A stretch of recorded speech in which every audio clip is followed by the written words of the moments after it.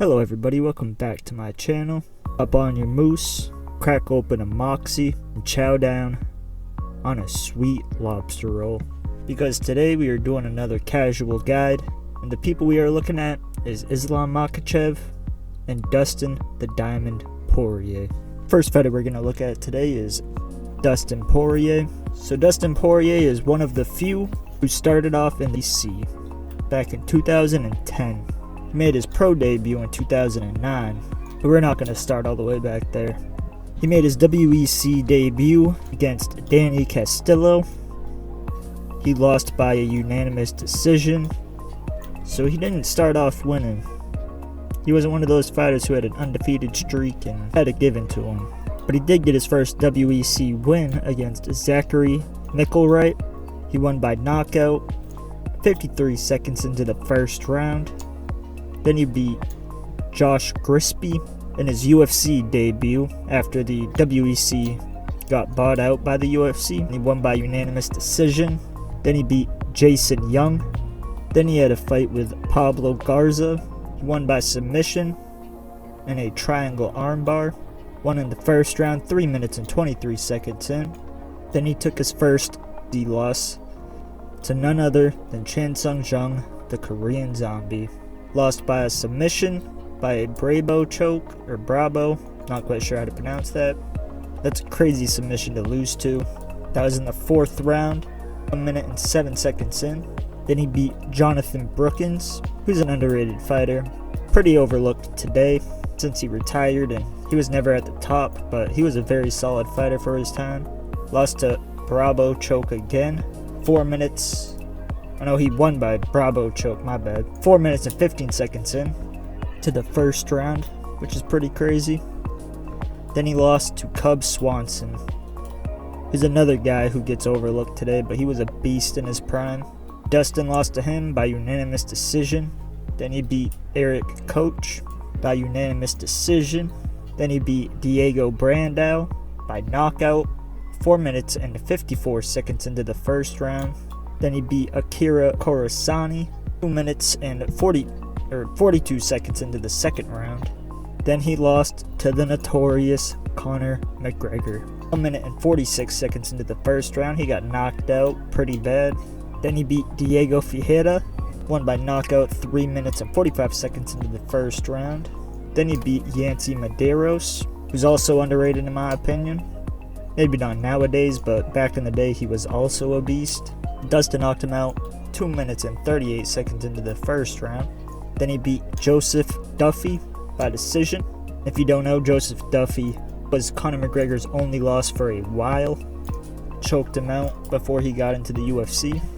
Then Dustin Poirier beat Bobby Green by knockout 2 minutes and 53 seconds into the first round. That was before Bobby Green was super popular like he is today.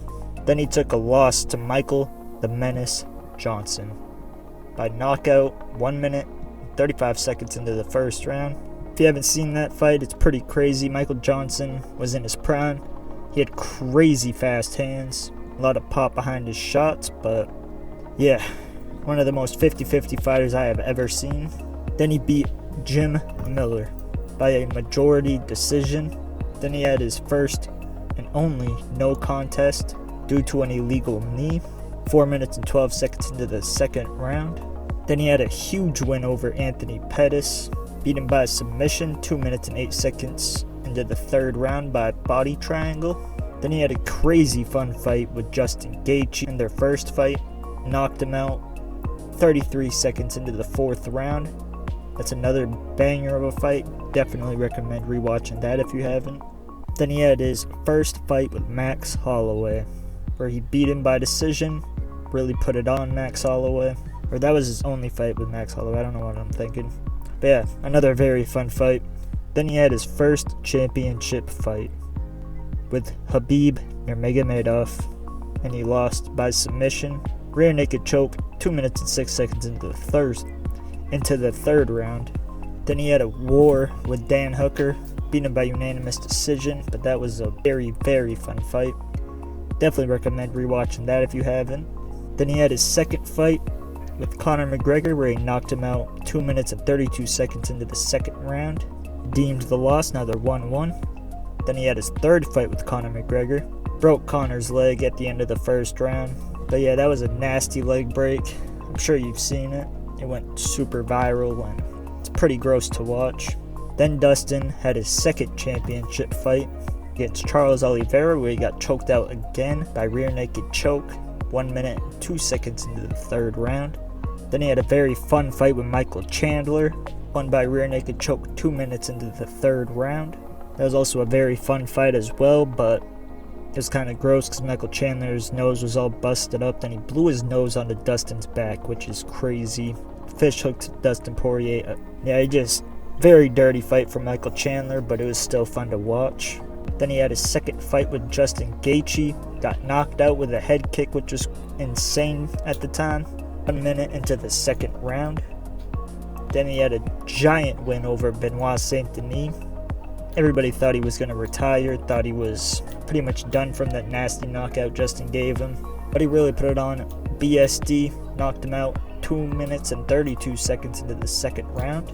And now it is his third title shot against none other than Islam Makhachev.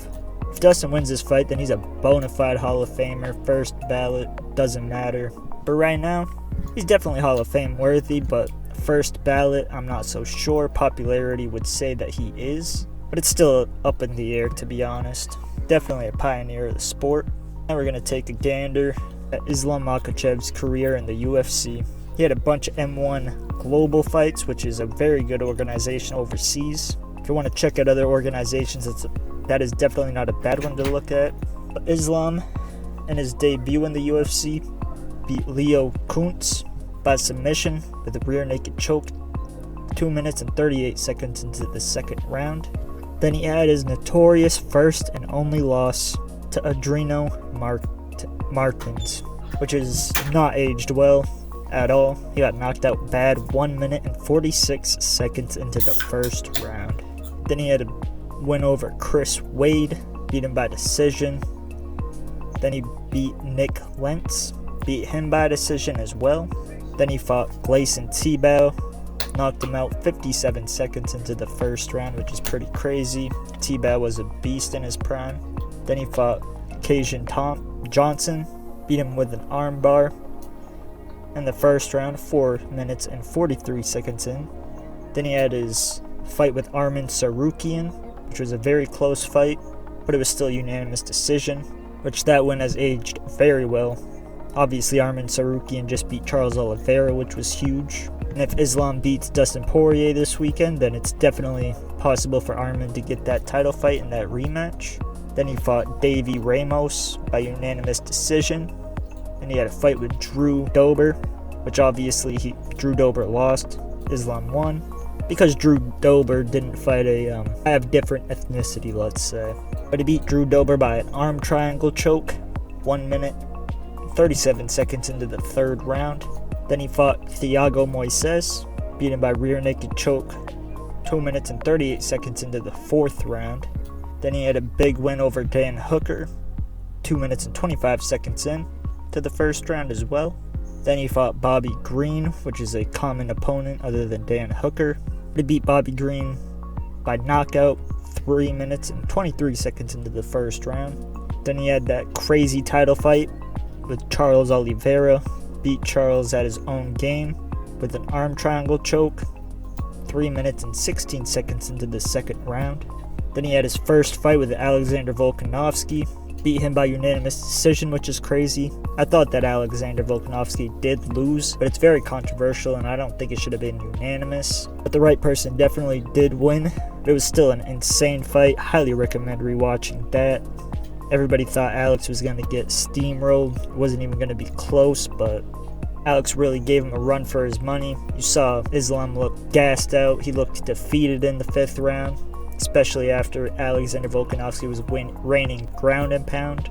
It was really crazy to see Islam all banged up and Alex screaming over him, but there's 5 rounds and Islam definitely won the majority of them. I just don't think he won every single round.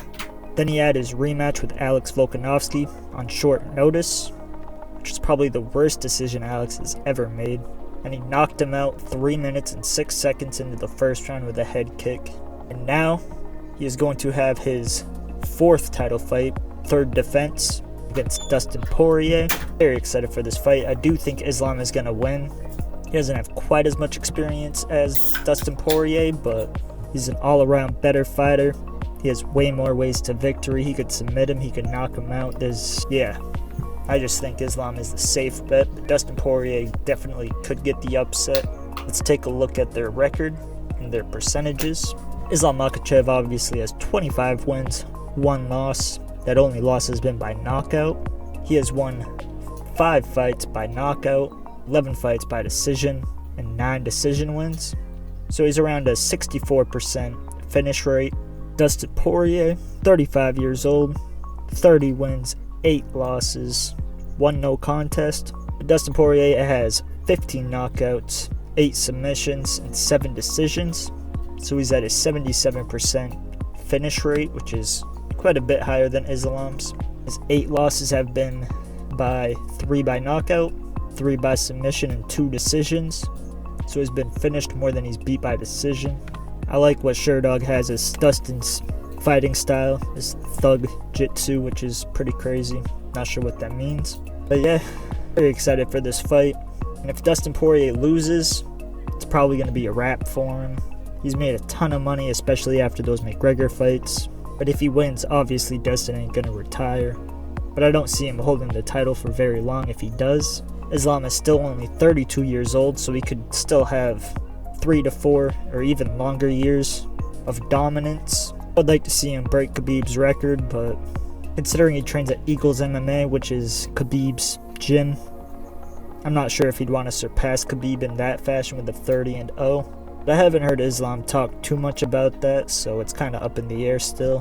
But yeah, if you guys like the content, remember to like, comment, and subscribe.